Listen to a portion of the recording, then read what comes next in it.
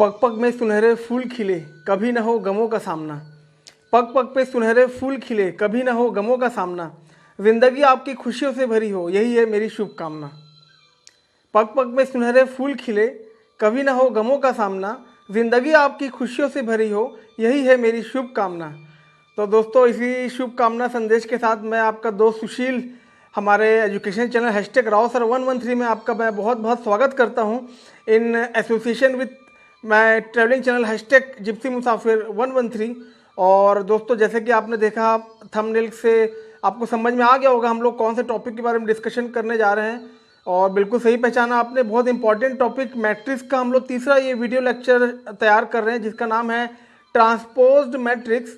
और दोस्तों, ये बहुत इंपॉर्टेंट पॉइंट ये आपका टॉपिक है एग्जाम पॉइंट ऑफ व्यू से, जो आपको 15 से 20 नंबर में आपको बिल्कुल आने वाला है। और ये उन सभी विद्यार्थियों के लिए बहुत ज़्यादा इंपॉर्टेंट हो जाता है जो अभी बीकॉम, बीबीए, बीएससी या फिर इंजीनियरिंग जो कि बीए के विद्यार्थी हैं जो अभी एग्ज़ाम की तैयारी कर रहे हैं। और मैं उनके लिए शुभकामनाएं देता हूं और बहुत इंपॉर्टेंट टॉपिक है दोस्तों। तो उम्मीद करता हूं इसके पहले के 2 लेक्चर जो हमने तैयार किए थे, जिसमें हमने पहले में मैट्रिक्स का पार्ट 1 हमने तैयार किया था, जिसमें हमने टाइप्स ऑफ मैट्राइसेस के बारे में डिस्कशन किया था, जिसमें हमने टोटल 13 तरह के मैट्रिक्स के बारे में डिस्कशन किया था। तो उम्मीद करता हूँ कि वो लेक्चर आपने देखा होगा, क्योंकि तभी उसके बाद के लेक्चर आपको समझ में आएंगे। और पिछले लेक्चर में दोस्तों हमने किया था मैट्रिक्स मल्टीप्लिकेशन, कि किस प्रकार 2 मैट्रिक्स को हम लोग मल्टीप्लाई करते हैं और कैसे एक स्केलर या कांस्टेंट एक जाके मैट्रिक्स के सारे एलिमेंट में कैसे मल्टीप्लाई होता है, कैसे रो और कॉलम को हम लोग कैसे ऑर्डर के रूप में उसको फॉर्म करते हैं, कैसे मल्टीप्लाई होता है, कैसे आंसर फॉर्म होता है। तो ये सारे डिस्कशन हमने मैट्रिक्स लेक्चर नंबर 2 में जो कहलाया था हमारा मल्टीप्लिकेशन ऑफ मैट्राइसेस, उसमें हमने किया है। तो दोस्तों, उम्मीद करता हूँ वो लेक्चर भी आपने देखा होगा, क्योंकि उसी के आधार पे ये वाला लेक्चर में आपको समझ में आएगा। तो फिर भी हमारा जो नए दोस्त हैं जो ये लेक्चर पहली बार देख रहे हैं, उनको मैं बता दूं कि हमने इससे पहले मैट्रिक्स के 2 लेक्चर तैयार किए हैं। तो आप लोग पहले वो लेक्चर को फॉलो करें, उसके बाद ही ये लेक्चर देखें, तभी आपको ये समझ में आएगा। और दोस्तों, उम्मीद करता हूँ कि लेक्चर देखने के बाद आपने काफ़ी अच्छा प्रैक्टिस किया होगा, एक क्वेश्चन को 3 से 4 बार बनाया होगा और आपको अच्छा से समझ में आ रहा होगा और मैथमेटिक्स आपको इजी लग रहा होगा। तो इसी उम्मीद के साथ दोस्तों, मैंने ये तीसरा लेक्चर तैयार किया जो है ट्रांसपोज्ड मैट्रिक्स। और दोस्तों, जिन्होंने पहला लेक्चर बहुत ध्यान से देखा होगा, तो हमने उसमें यही पढ़ा था टाइप्स ऑफ मैट्राइसेस क्या होते हैं।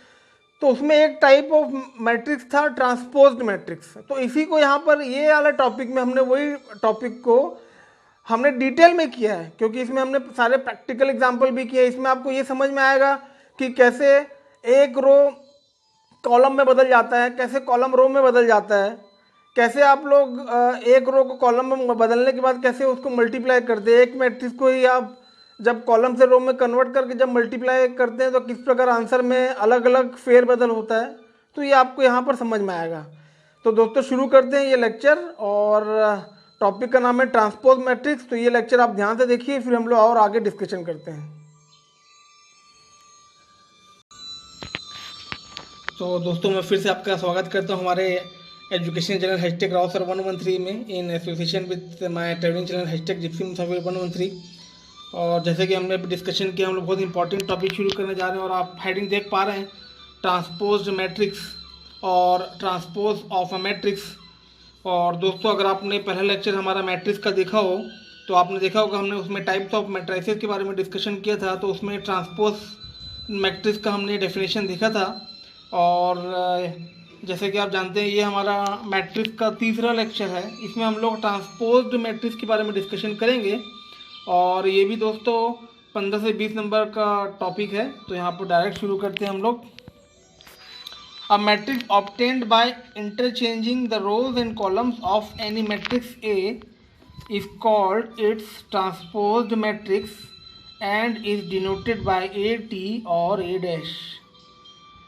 तो दोस्तों, पिछली बार भी हमने डिस्कशन किया था, फिर से एक बार हम लोग और इसके बारे में डिस्कशन करने जा रहे हैं। अगर कोई भी मैट्रिक्स जिसका रो और कॉलम अगर बदल जाता है, उसके बाद जो नया मैट्रिक्स फॉर्म होता है उसे ही हम लोग कहते हैं ट्रांसपोज्ड मैट्रिक्स। और उसको डिनोट कैसे करेंगे, आप AT करेंगे या फिर A डैश। तो मैक्सिमम हम लोग A डैश ही करते हैं। तो यहाँ डायरेक्ट शुरू करते हैं दोस्तों, एग्जांपल से आपको और क्लियर होगा। पहला क्वेश्चन आप देख पा रहे हैं, बहुत ईजी है। क्वेश्चन में बोल रहा है right transpose matrix of matrix A. यहाँ वैल्यू दिया ए का, यहाँ पर देख सकते हैं आप ऑर्डर हमने दिए 2 × 3 मतलब 2 रो है और 3 कॉलम है, 5 1 2 6 4 5। तो डायरेक्ट आपको क्या करना है दोस्तों, interchanging the rows and columns. जैसे आपने इंटरचेंज किया तो आपका आंसर आ गया ट्रांसपोज मैट्रिक्स, जिसको आपने डिनोट किया ए टी से।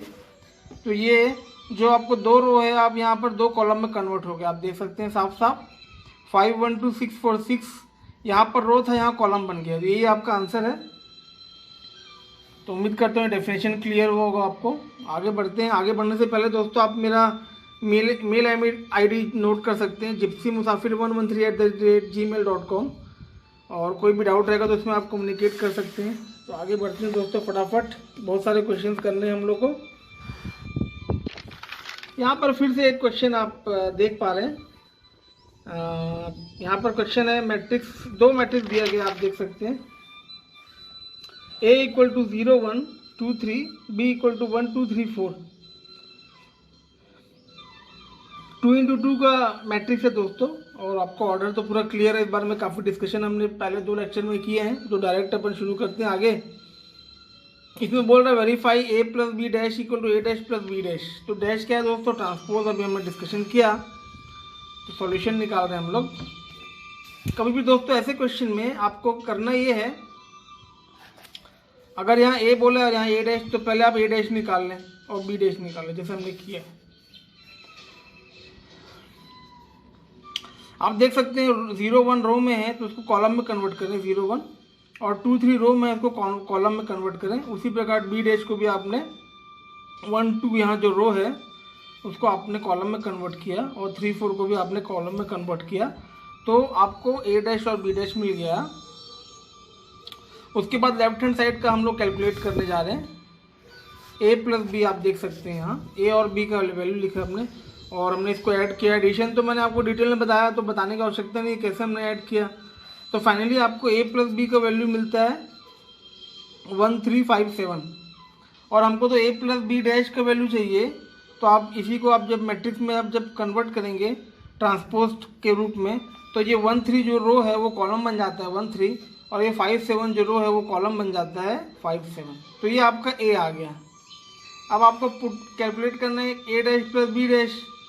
तो A डैश और B डैश हमने यहाँ वैल्यू निकाला है, A डैश और B डैश, इसका वैल्यू यहाँ पुटअप कर दीजिए। दोनों को ऐड करेंगे तो आपको आंसर मिलता है 1537, और ये आपका B है। तो फाइनली A एंड B से आप A + B dash = A dash + B dash आपने किया वेरीफाइड। बहुत आसान है दोस्तों। उम्मीद करता हूँ ट्रांसपोज आपको क्लियर हो रहा होगा। मैं आपके लिए 10 सेकंड यहाँ रोक के रखता हूँ, एक बार ध्यान से देख लीजिए और समझने की कोशिश कीजिए।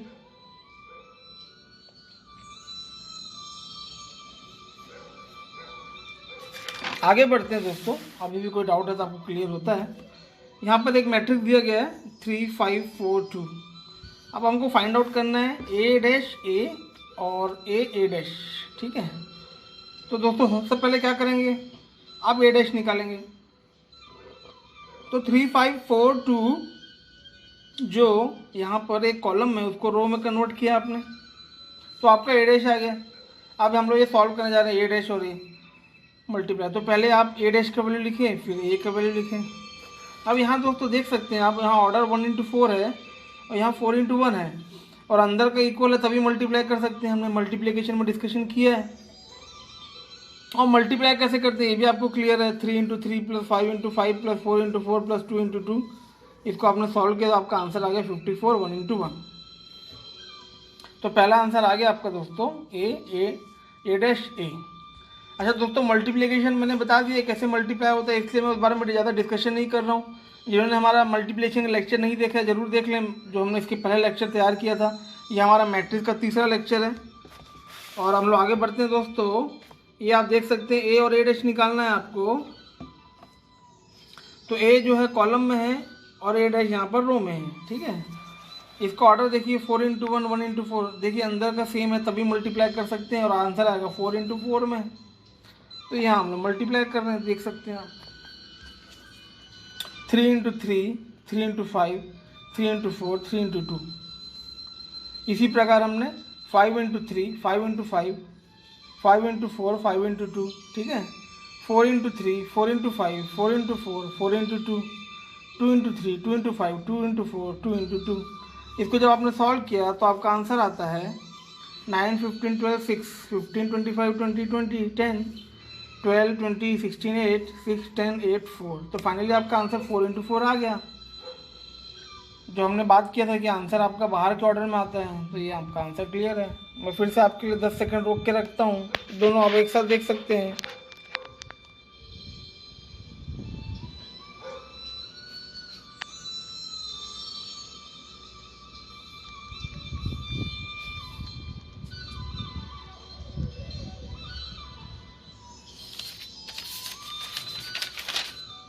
आगे बढ़ते हैं दोस्तों।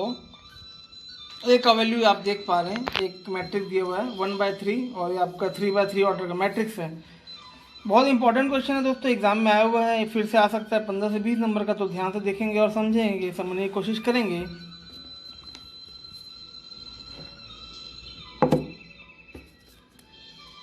अब आपको पहले ए और ए डैश निकालना है, तो हम लोग निकालते हैं। ए डैश, यहाँ ए का वैल्यू लिखे, यहाँ ए डैश का वैल्यू लिखे।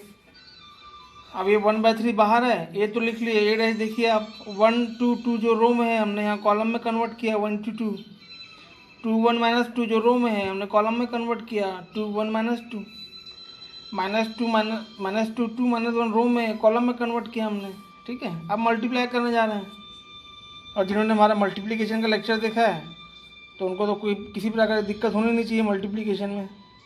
फिर भी मैं एक बार और बता दे रहा हूँ आपको कैसे हमने मल्टीप्लाई किया है। पहला रो पहला कॉलम से मल्टीप्लाई होगा डायरेक्ट, 1 इंटू 1 देख सकते हैं आप, ये प्लस का साइन लगाइए, 2 इंटू 2 ये रहा, प्लस का साइन लगाइए, 2 इंटू 2 ये रहा। तो हमने यहाँ क्या किया, पहला रो पहला कॉलम किया तो आपको ये वाला पार्ट मिला। अब ये रो और ये कॉलम को मल्टीप्लाई कर रहे हैं, 1 into 2 plus 2 into 1 plus 2 into -2, ठीक है। उसी प्रकार 1 into -2 plus 2 into 2 plus 2 into -1। और इसी प्रकार दोस्तों हमने पूरा जब मल्टीप्लाई किया तो आपका आंसर आता है कुछ इस प्रकार 1/9, यहाँ 9 0 0 0 9 0 0 0 9। अगले स्टेप में क्या कीजिए दोस्तों, 9 को यहाँ पर अंदर ले जाइए, तो ये सब 9/9 हो जाएगा। जब इसको सॉल्व करेंगे तो आपका आंसर आएगा 1 0 0 0 1 0 0 0 1, और यही कहलाता है I3। तो इसको आप नाम दीजिए A। दोस्तों एक बात मैं फिर से बता रहा हूँ, मल्टीप्लाई में ज़्यादा डिटेल में नहीं जा रहा हूँ, कैसे मल्टीप्लाई करना है यहाँ पर मैंने आपको बता दिया है, क्योंकि मैंने मल्टीप्लिकेशन लेक्चर में मैंने पहले आपको डिटेल में तैयार किया है। तो मैं उम्मीद कर रहा हूँ कि वो लेक्चर आपने देखा होगा और उसके बाद ही आप ये देख रहे हैं तो आपको समझ में आ रहा होगा। तो अगर फिर से मैं कह रहा हूँ, अगर आपने इसके पहले मल्टीप्लिकेशन लेक्चर नहीं देखा है तो कृपया वो देख लें, उसके बाद ही ये लेक्चर देखें, तो आपको काफ़ी आसानी से समझ में आएगा। लेकिन एक बार मैं फिर भी आपको ये वाला एग्जांपल मैं ज़रूर बताऊंगा, एक बार ध्यान से देखते हैं। अब हम लोग स्टेप 2 करने जा रहे हैं, जो है AT और A। ध्यान से समझते हैं।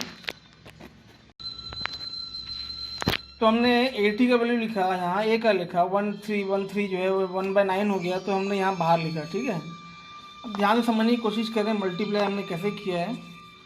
पहला रो पहला कॉलम 1 इंटू 1 ये है, 2 इंटू 2 ये है, और -2 इंटू 2 -2 ये है। दोनों के बीच में प्लस का साइन लगा है, ठीक है। आगे बढ़ें, ये रो और ये कॉलम में फोकस कर रहे हैं, 1 इंटू 1 ये रहा, प्लस 2 इंटू 1 ये रहा, प्लस -2 इंटू 2 ये रहा, ठीक है। ध्यान रखें। अब ये रो और ये जो थर्ड कॉलम है उसमें फोकस करते हैं, 1 into 2 plus 2 into -2 plus -2 into -1। तो आपका पहला रो कंप्लीट हो गया। अब दूसरा रो में फोकस करने वाले ये वाला रो और ये तीनों कॉलम, ध्यान देंगे 2 इंटू 1 देखिए, ठीक है, प्लस का साइन लगाएं, फिर 1 इंटू 2 ये देखिए प्लस का साइन लगाएं, फिर 2 इंटू -2 ये रहा। उसी प्रकार ये रो और ये कॉलम में फोकस कीजिए। अब 2 into 2 plus 1 into 1 plus 2 into 2 ये हो गया। अब ये वाले कॉलम में फोकस करते हैं, 2 इंटू 2 ये रहा, प्लस 1 इंटू -2 ये रहा, प्लस 2 इंटू -1 ये रहा। तो इस प्रकार आपका 2 रो हो गए कंप्लीट। अब तीसरे रो में फोकस कीजिए ध्यान से। 2 इंटू 1 ये रहा, ध्यान से देखिए, प्लस -2 इंटू 2 ये रहा, प्लस -1 इंटू -2 ये रहा। अब ये कॉलम में फोकस करते हैं, 2 इंटू 2 ये, प्लस -2 इंटू 2 ये, प्लस -1 इंटू 2 ये। ठीक है, उसी प्रकार यहाँ आप मल्टीप्लाई जब करते हैं तो फाइनली आपको फिर से जब सॉल्व करेंगे तो आपका आंसर आएगा I3 वाला। इसको नाम दो B। तो from A and B we get A 80 equal to 80 A equal to I3 hence proved. और यही प्रूव करने बोला गया था दोस्तों। मैं आपके लिए फिर से 10 सेकंड में रोक के रखता हूँ, समझने की कोशिश, एक बार देख लीजिए ध्यान से। ये पूरा एक क्वेश्चन है, 15 नंबर का आता है दोस्तों।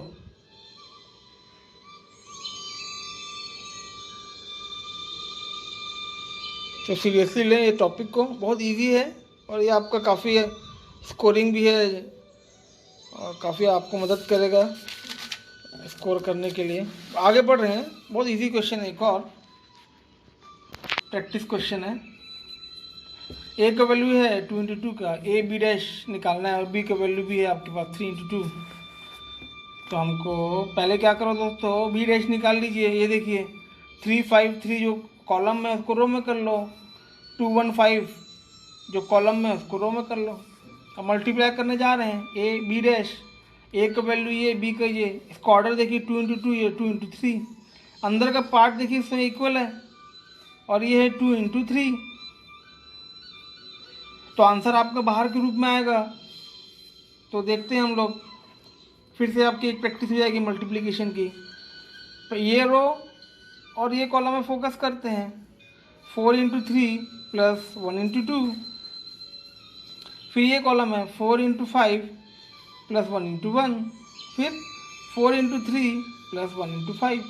ठीक है, अब ये रो में फोकस करो, 2 into 3 plus 3 into 2, 2 into 5 plus 3 into 1, 2 into 3 plus 3 into 5 को जब सॉल्व करेंगे तो आपका आंसर आएगा 14 21 17 12 13 21। ठीक है, तो आंसर आ गया 2 इंटू 3।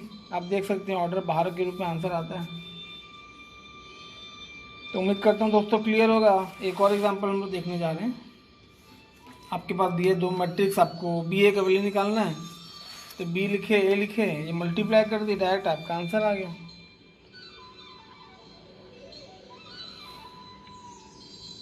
तो मल्टीप्लिकेशन तो पूरा क्लियर हो गया होगा आपका।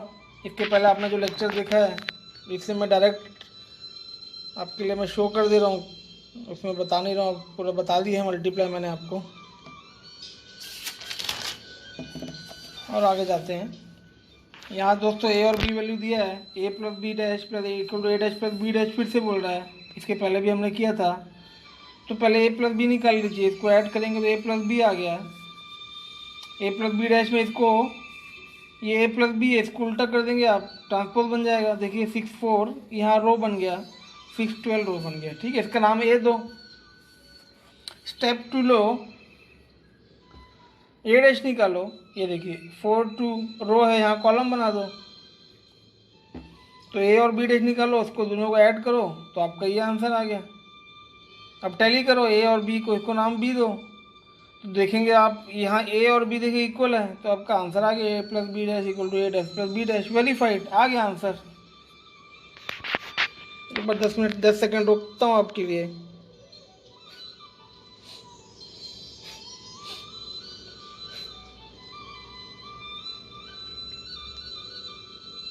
ध्यान से समझिए, देखें, प्रैक्टिस जरूर करें दोस्तों।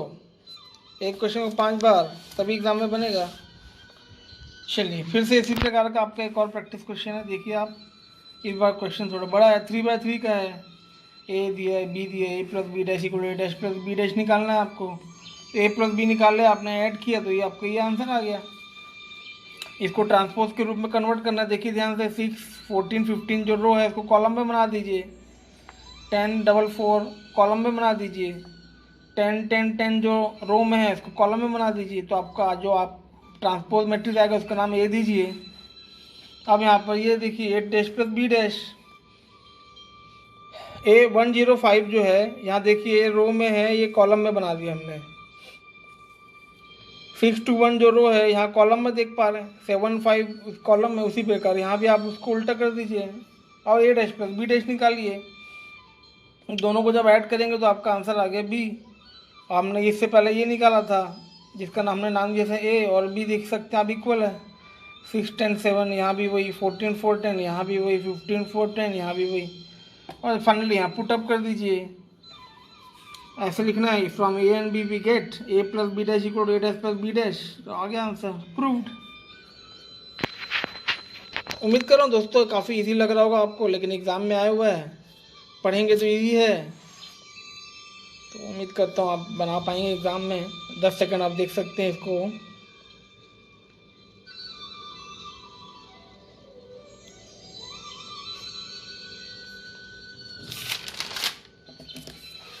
ये बहुत इंपॉर्टेंट क्वेश्चन एक और दोस्तों, फिर से एक बार देखिए। A B dash equal to B dash A dash बोल रहे हैं यहाँ पर, तो यहाँ ए और बी की वैल्यू है, ए और बी दिया हुआ, तो पहले क्या करेंगे दोस्तों, ए बी तो निकाल लीजिए, मल्टीप्लाई यहाँ पर जो डिटेल आप देख सकते हैं कैसे कि हमने मल्टीप्लाई, इसको आपने मल्टीप्लाई किया तो आपका ये वैल्यू आ गया ए बी। इसको आप उल्टा कर दीजिए, तो ये मैं बताता हूँ आपको, मल्टीप्लाई नहीं बता रहा हूँ क्योंकि मैंने काफ़ी डिस्कशन कर लिया है मल्टीप्लिकेशन के टॉपिक में। ये -3 1 -2 जो रो है ये आप उसको कॉलम में बना दीजिए, -3 1 -2 4 -2 -5 जो रो है इसको कॉलम में कन्वर्ट कर दीजिए। 28 -14 30 सॉरी 3, इसको भी हमने जो रो है हमने कॉलम में बना दिया, ठीक है। तो आपका ये आंसर आ गया ए बी डैश, इसको नाम दे दीजिए नंबर 1। देखिए 5 सेकंड।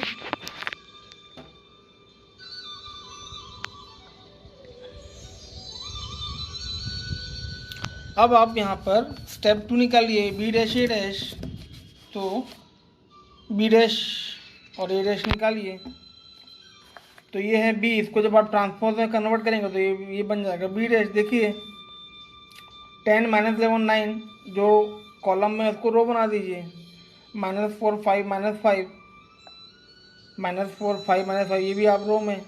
तो इस प्रकार हमने क्या किया, बी डैश ए डैश निकाला पहले, अब मल्टीप्लाई करने जा रहे हैं, ये रहा, ये भी है आपका बी डैश, ये है आपका ए डैश, और सिंपल वही मेथड से हम लोग जो मल्टीप्लाई करते हैं उस प्रकार मल्टीप्लाई कीजिए।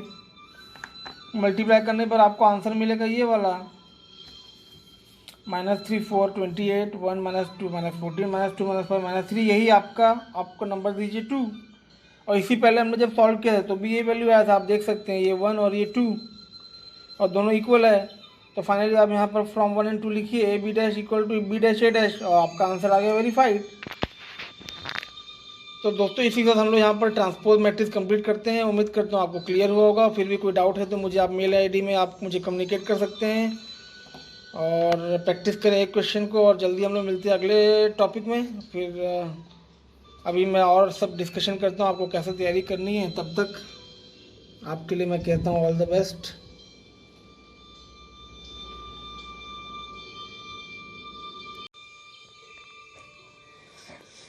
तो दोस्तों आपने देखा अभी हमने पूरा डिटेल लेक्चर तैयार किया ट्रांसपोज मैट्रिक्स का, और उम्मीद करता हूँ आपको सारे क्वेश्चन समझ में आ गए होंगे। और बहुत इंपॉर्टेंट टॉपिक है दोस्तों, जैसे मैंने बताया आपको एग्ज़ाम पॉइंट ऑफ व्यू से 15 से 20 नंबर का आपका एग्ज़ाम में आता है, और आपका पासिंग नंबर तो बस 25 या 33 नंबर है। तो अगर आप मैट्रिक्स को अच्छे से समझ लेते हैं तो आपका 15 नंबर या 20 नंबर यहाँ कंप्लीट हो जाता है। और जो हमारे नए दोस्त हैं उनको मैं बता दूं, इसके पहले हमने बीकॉम बीबीए का और एमबीए का हमने एक टॉपिक तैयार किया था ट्रांसपोर्टेशन। तो वो टॉपिक में भी दोस्तों 15 से 20 नंबर का आता है। तो वो दोनों टॉपिक भी अगर आप कर लेते हैं तो आसानी से आप पास तो हो जाएंगे। तो जिन्होंने ट्रांसपोर्टेशन नहीं देखा है ज़रूर देखें, और मैट्रिक्स को भी अच्छे से फॉलो करें। अब इम्पॉर्टेंट बात ये है दोस्तों, ध्यान रखें कि मैट्रिक्स का ये तीसरा लेक्चर है। तो आपको क्या करना है, सबसे पहले ऑर्डर में फॉलो करना है। सबसे पहले आपको पहला लेक्चर देखना है जिसमें हमने टाइप्स ऑफ मैट्रिसेस के बारे में डिस्कशन किया था, जो मैंने पहले भी बताया, मैं फिर से बता रहा हूँ, जिसमें हमने 13 तरह के मैट्रिक्स के बारे में हमने डिस्कशन किया। और उसके बाद हमने पिछले जो लेक्चर तैयार किया था वो था मल्टीप्लिकेशन ऑफ मैट्रिक्स। तो वो आप देखें, क्योंकि उसके आधार पे हम लोग आगे जाते जा रहे हैं। और आज भी आपने जो ट्रांसपोज्ड मैट्रिक्स देखा उसमें भी आपने देखा कि हमने मल्टीप्लिकेशन का जो हमने पिछले लेक्चर में सीखा था उसको हमने पूरी तरह से यूज़ किया है। अब ये लेक्चर के बाद दोस्तों हम लोग अगला लेक्चर जो बहुत इंपॉर्टेंट है उसमें हम लोग जाने वाले हैं, जो कहलाता है एडजॉइंट ऑफ अ मैट्रिक्स, और उसी के साथ में आता है इनवर्स ऑफ अ मैट्रिक्स। मैं फिर से रिपीट करता हूँ, अगला जो टॉपिक हम लोग डिस्कशन करने वाले हैं वो है एडजॉइंट ऑफ अ मैट्रिक्स, और दूसरा उसी के साथ में है इनवर्स ऑफ अ मैट्रिक्स। तो दोस्तों ये 3 लेक्चर अगर आप लोग अच्छे से फॉलो करेंगे तभी आपको उसमें आगे जो हम लोग लेक्चर तैयार करने वाले हैं उसमें समझने में आसानी होगी, ठीक है। तो उसको अच्छे से आप फॉलो करें, उसके बाद आप प्रैक्टिस करें फिर आएँ। ध्यान रखें दोस्तों, ऐसा नहीं कि आप लेक्चर देखे और उसके बाद आपने बंद कर दिया हमारा लेक्चर वीडियो और आप बैठ गए सीधे एग्ज़ाम देने पहुंच गए तो आपका एग्ज़ाम में बन जाएगा, ऐसा मैं नहीं कह रहा हूं। आपको घर में सीरियसली तैयारी करनी है। आपको एक क्वेश्चन को कम से कम 5 बार प्रैक्टिस करना है, क्योंकि प्रैक्टिस मेक्स मैन परफेक्ट, जैसे मैंने पिछली बार भी डिस्कशन किया था।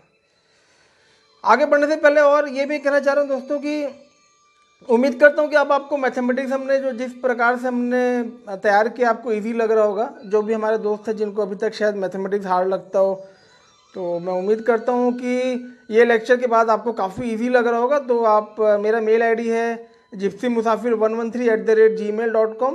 इसमें आप मुझे मेल करके बता सकते हैं कि आपको ये लेक्चर कैसा लगा, और इसके अलावा कोई भी इनपुट आप देना चाहें तो आप दे सकते हैं, ताकि हम आगे जो लेक्चर तैयार करें उसमें हम लोग आपके जो रायशुमारी आप करेंगे उसका हम लोग पूरी तरह से यूज़ करें। और उम्मीद करता हूँ दोस्तों कि आपको हमारा लेक्चर अच्छा लग रहा है। कैसा भी लग रहा है आप मुझे ज़रूर बताएं, मेल आईडी है, कमेंट बॉक्स है, बिल्कुल आप बताएं। आगे बढ़ने से पहले हमारे जो नए दोस्त हैं उनको मैं बता दूं कि ये हमारा एजुकेशन चैनल है #Rosar113। इसके अलावा हमारा एक और चैनल है दोस्तों ट्रैवलिंग का, जिसका नाम है #gypsymusafir113, जो मेरे नोट्स में भी मैं हमेशा मेंशन करता हूँ, आपने देखा होगा। तो वो चैनल दोस्तों जो लोग ट्रैवलिंग के शौकीन हैं, जो लोग फिल्मों के बारे में शौकीन है, वो चैनल को ज़रूर फॉलो कर सकते हैं। उसमें आपको फिल्मों के बारे में काफ़ी अच्छा आइडिया होगा, कैसे फिल्म बनती है, और काफ़ी मैंने डायरेक्टर्स और एक्टर्स के इंटरव्यू उसमें मैंने किया हुआ है ताकि आपको अच्छे समझ में आए। इसके अलावा ट्रैवलिंग चैनल है दोस्तों, आप दुनिया भर के अलग अलग कोनों में अगर आप घर में बैठ के मोबाइल में घूमना चाहते हैं तो मैंने जिप्सी मुसाफिर चैनल मैंने तैयार किया है, जो बहुत ही इंपॉर्टेंट ट्रैवलिंग चैनल है और काफ़ी लोगों का सपोर्ट मिल रहा है। और आगे एक बात और बताना चाह रहा हूँ दोस्तों, अगर ये लेक्चर से किसी एक स्टूडेंट को भी फ़ायदा हो जाता है तो मैं समझूंगा कि हमारा ये लेक्चर सक्सेस है। तो मैं आपका वेट करूंगा, आप में से जिसको भी ये लेक्चर से फ़ायदा हुआ है तो मुझे आप बताएं, ताकि मुझे लगे कि भाई हमारा लेक्चर जो है सक्सेस हो रहा है। और तो दोस्तों इसी उम्मीद के साथ हम लोग आगे बढ़ते हैं और जल्दी ही मिलते हैं हम लोग अगले लेक्चर में, जो है एडजॉइंट एंड इनवर्स। और बिल्कुल दोस्तों आप निराश ना हो, और जिनका भी नंबर कम आ गया है या आपकी तैयारी अभी तक नहीं हुई होगी तो बिल्कुल आप डटे रहें, आगे बढ़ें, हमारे लेक्चर को फॉलो करें। मैं आपको पूरा विश्वास दिलाता हूं कि आपका मैथमेटिक्स में बहुत अच्छा स्कोर होने वाला है। और इसी वादे के साथ हम लोग मिलते हैं अगले लेक्चर में। और मैं चाह रहा हूं आपके लिए ये बात को हमेशा ध्यान रखें, बुझ जाए क्षमा तो जल सकती है, बुझ जाए क्षमा तो जल सकती है, कश्ती हदे तूफान से गुजर सकती है। बुझ जाए क्षमा तो जल सकती है, कश्ती हदे तूफान से गुजर सकती है। मायूस ना हो, इरादे ना बदल, तकदीर कभी भी बदल सकती है।